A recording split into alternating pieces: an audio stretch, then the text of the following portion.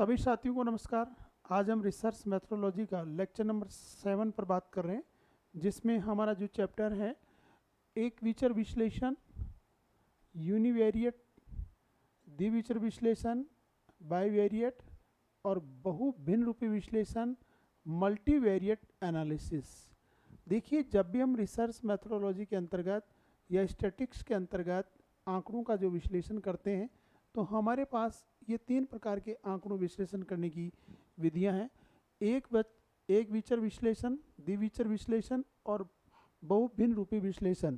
मोटे तौर पर मैं आपको इतना बताना चाहूँगा कि यहाँ जो अपन ने बात कर रहे हैं, एक विचर विश्लेषण का मतलब जैसे डायग्राम से पता है, ये आपको जो डायग्राम दिखा रहा है, अपन यहाँ केवल एक आंकड़े का ही एनालिसिस कर रहे हैं। इस ग्राफ से पता लग रहा है कि हम केवल यहाँ एक ही आंकड़ा, एक ही डेटा प्रयोग में ला रहे हैं। जैसे कि अपन छात्रों के केवल मार्क्स के संदर्भ में बात कर रहे हैं कि इतने छात्रों ने इतने मार्क्स लेके आए, केवल अपन मार्क्स को लेके बात कर रहे हैं। दूसरा देखिए, डायग्राम ये है कि इसमें 2 चर है, वहाँ केवल एक ही चर था, यहाँ पर क्या है, 2 चर हैं जो कि एक दूसरे से अंतर संबंधित है, जो कि एक दूसरे को प्रभावित कर रहे हैं। 2 चर जिसको कहते हैं अपन बाईवेरिएट एनालिसिस। और देखिए तीसरा डायग्राम, इसमें हमारे पास 2 से अधिक चर है। अब 2 से अधिक चर का मतलब कि वो 3 हो सकते हैं, 4 हो सकते हैं, 5 हो सकते हैं, 6 कारक हो सकते हैं। आपस में उनमें हमें किस तरह से एनालिसिस करना है। तो देखिए दोस्तों, इस चैप्टर में बहुत एक इजी है, ज़्यादा बड़ा चैप्टर नहीं है। जहाँ अगर बात आ जाए कि यूनिवेरिएट, इसका मतलब अपन केवल एक ही चर को लेकर बात करेंगे। बाईवेरिएट 2 चरों को लेकर के अपन यहाँ पर बात करेंगे। और मल्टीवेरिएट अपन यहाँ 2 से अधिक चरों को लेकर के यहाँ पर बात करेंगे। तो सबसे पहले देखिए, अपन एक एक को डिटेल कर रहे हैं। यूनिवेरिएट विश्लेषण, एक चर विश्लेषण, यूनिवेरिएट एनालिसिस या एक चर विश्लेषण, जिसमें स्टैटिस्टिक्स से डेटा विश्लेषण तकनीकी का सबसे बुनियादी रूप है। मतलब स्टैटिस्टिक्स के अंतर्गत अपन बात कर रहे हैं, स्टैटिस्टिक्स में अपन यहाँ बात कर रहे हैं जब डेटा में केवल एक चर होता है। अभी मैंने बोला कि यूनिवेरिएट का मतलब केवल एक ही चर होता है, यहाँ पर क्या, केवल एक ही चर होता है। और जब अपन एक ही चर की बात करते हैं तो उसको अपन यूनिवेरिएट एनालिसिस बोलते हैं। इसका कारण ये है कि यूनिट विश्लेषण कई तरीकों से किया जाता है, जो अधिकतर वर्णनात्मक प्रकृति के होते हैं। अपन केवल एक ही आंकड़ों को लेकर के अलग अलग तरीकों के द्वारा हम इसका प्रेजेंटेशन करते हैं। या तो अपन आवर्ती वितरण के द्वारा, तालिकाओं के द्वारा, या हिस्टोग्राम बना करके, या आवर्ती बहुभुज, या पाई चार्ट बना के, या बार चार्ट। ये हमें यूनिवेरिएट एनालिसिस करने की जो एक तरह से ये बनाने की विधियां हैं, तरीके हैं, मेथड है। ये एग्जाम में रिसर्च मेथोडोलॉजी के अंतर्गत आ सकता है कि निम्नलिखित में से यूनिवेरिएट विश्लेषण की कौन सी विधि है। तो आपको इन चारों पांचों के नाम याद रखना है: आवर्ती वितरण तालिका, हिस्टोग्राम, आवर्ती बहुभुज, पाई चार्ट, बार चार्ट। जैसे आप मैं इसको एक और अपन इससे रिप्रेजेंट कर रहे हैं। जैसे ये कोई ग्राफ है, अभी जब कोविड चला तो कोविड के दरमियान देखिए जो केस आए, अलग अलग केस आए, ये लगभग जैसे मान लो किसी स्थान विशेष पर, और एवरेज जून, सितंबर, दिसंबर और मार्च की बात करें तो जो केस आए, ये जैसे ये केस आए, लेकिन इन केस में से कुछ लोग जून माह में इतने लोग मर गए, फिर सितंबर माह में और ज़्यादा लोग मर गए, फिर दिसंबर में कम हो गए, और मार्च माह में फिर कम हो गए, लेकिन फिर लास्ट में मरने वालों की संख्या ज़्यादा हो गई। तो एक तरह से देखिए, यहाँ केवल हम कोविड के द्वारा मरने वाले लोगों की संख्या को या उनके केस की स्टडी कर रहे हैं। हम केवल एक ही डेटा को लेकर के यहाँ पर उनका विश्लेषण कर रहे हैं। तो इसमें ये एक तरह से हिस्टोग्राम हो सकता है, आवर्ती वितरण के द्वारा इसको प्रदर्शित कर सकते हैं। जैसा कि अभी अपन ने ये जो बात की है कि आवर्ती वितरण तालिका हो सकती है, हिस्टोग्राम हो सकता है, आवर्ती बहुभुज हो सकता है, पाई चार्ट हो सकता है, बार चार्ट हो सकता है। इसके माध्यम से हम केवल एक सिंगल आंकड़े को, सिंगल जो डेटा होते हैं या एक समंक होता है उसका अपन आसानी से प्रदर्शन कर सकते हैं। तो इसी प्रकार से मान लीजिए जैसे कोविड जब चल रहा था तो जनवरी में कितने लोगों को वैक्सीनेट किया गया, फरवरी में कितने लोगों को किया गया, जनवरी में कितने लोगों को वैक्सीनेट किया गया। तो इसमें यह है कि अपन इस चार्ट के माध्यम से, पाई चार्ट के माध्यम से हम आसानी से पता लगा लेंगे कि ये इतने लोग हैं। तो यूनिवेरिएट में केवल एक आंकड़ा को लेकर के विश्लेषण किया जाता है। जो अभी अपन ने इसकी बात ही कर ली। नेक्स्ट देखिए बाईवेरिएट। बाईवेरिएट का मतलब होता है द्विविचार विश्लेषण, मतलब यहाँ दो चर होते हैं और दोनों चरों में अपन अंतर संबंध ज्ञात करते हैं। देखिए जब डेटा सेट में दो चर होते हैं और शोधकर्ता दो डेटा सेट के बीच तुलना करने का लक्ष्य रखते हैं तो बाईवेरिएट विश्लेषण सही प्रकार की विश्लेषण तकनीकी है, द्विचर विश्लेषण का उपयोग करके किया जाता है। अब इसमें या तो अपन कोरिलेशन कोफिशिएंट निकालें या रिग्रेशन एनालिसिस की बात करें। सहसंबंध गुणांक के द्वारा या प्रतिगमन विश्लेषण के द्वारा हम दो चरों को आपस में अंतर संबंधित करके प्रॉपर रूप से हम ये बता पाएंगे कि इनमें अंतर संबंध क्या है। जैसे फॉर एग्जांपल ये जैसे परफेक्ट पॉजिटिव कोरिलेशन यानी पूर्ण धनात्मक कोरिलेशन। अब इस डायग्राम को देख के अपन यूँ कहेंगे कि ये इन दोनों में एक्स और वाई में जो संबंध है वो पूर्ण धनात्मक सहसंबंध है। पूर्ण धनात्मक सहसंबंध का मतलब ये है कि एक कारक के बढ़ने पर दूसरा कारक भी बढ़ रहा है, दूसरा भी प्रभावित हो रहा है। तो अब इसमें भी अपन अलग अलग प्रकार के सहसंबंध की बात करते हैं। जैसे परफेक्ट पॉजिटिव कोरिलेशन है, हाई डिग्री पॉजिटिव कोरिलेशन है, लो डिग्री पॉजिटिव कोरिलेशन है, नो कोरिलेशन। हो सकता है कि एक्स और वाई जो चर थे उनमें अंतर संबंध नहीं हो, उनमें सहसंबंध नहीं हो। तो फिर ये देखिए ये जो आंकड़े हैं वो आपको बिखरे हुए दिखाई देंगे पूरे ग्राफ में, इसलिए यहाँ क्या लिखा है नो कोरिलेशन। लेकिन यहाँ सहसंबंध है, ये सहसंबंध एक सीधी रेखा में जा रहा है, ये परफेक्ट पॉजिटिव कोरिलेशन है।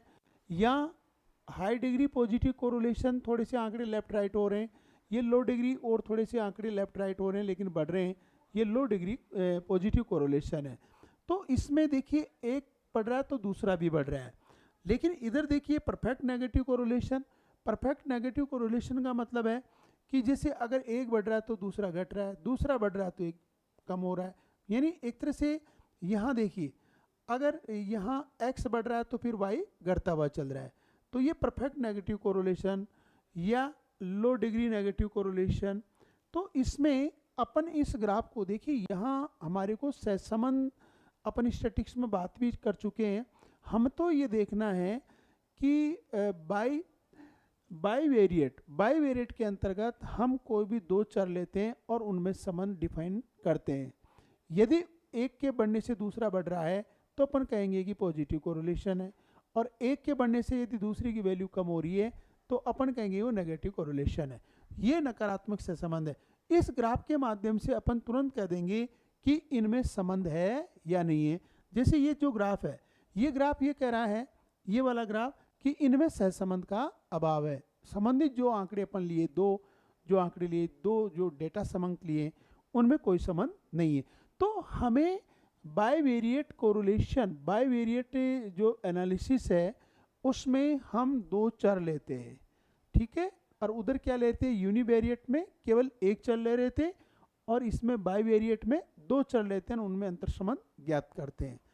तीसरा जो इसमें देखिए दिया हुआ है मल्टीवेरिएट एनालिसिस। नाम से पता है मल्टीवेरिएट का मतलब दो से अधिक इसमें चर होते हैं, 3 हो सकते हैं, 4 हो सकते हैं, 5 हो सकते हैं, 6 हो सकते हैं।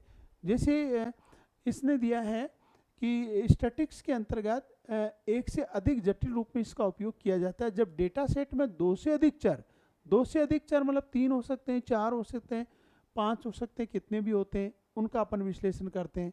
और उनके विश्लेषण करने की ये विधियाँ हैं, क्या क्या है, कारक विश्लेषण है, क्लस्टर है, विचरण है, विभेदक विश्लेषण है, बहुआयामी स्केलिंग है, प्रमुख कंपोनेंट विश्लेषण, अतिरेक विश्लेषण।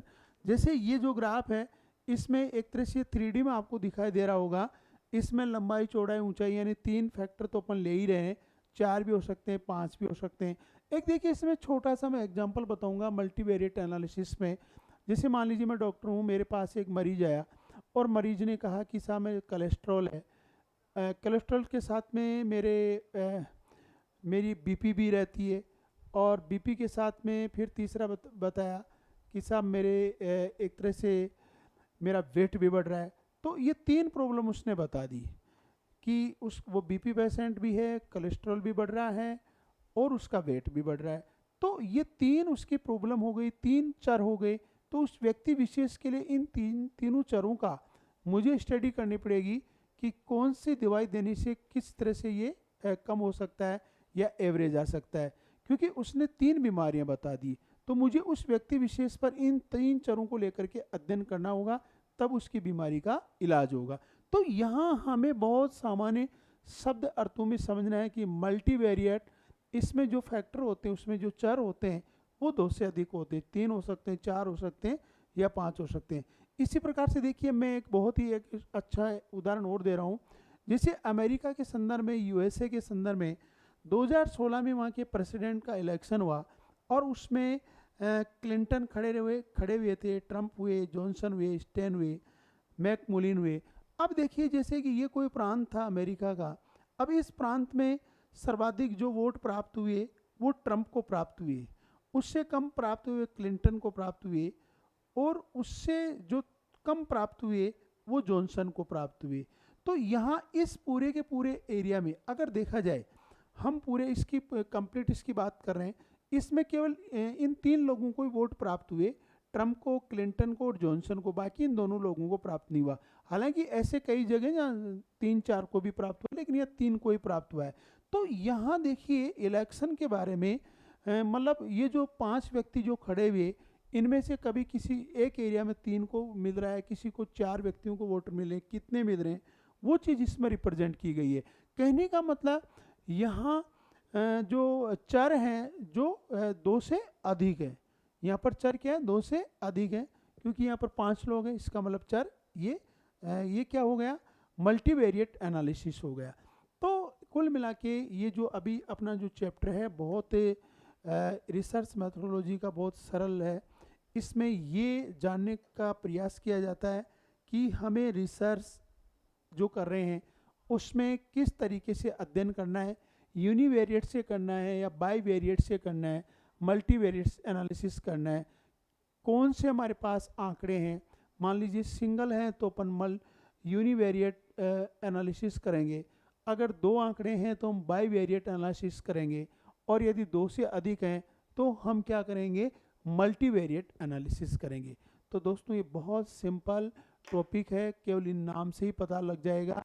आपसे परीक्षा में जो मुख्य रूप से अपेक्षा की जाएगी वो इतनी सी की जाएगी कि यूनिवेरिएट का मतलब क्या है, बाईवेरिएट का मतलब क्या है, मल्टीवेरिएट एनालिसिस का मतलब क्या है।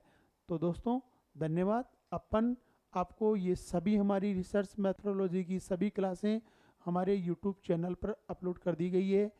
इसके अलावा द विजन ज्योग्राफी ऐप पर भी उपलब्ध है, इसके अलावा टेलीग्राम चैनल पर भी उपलब्ध है।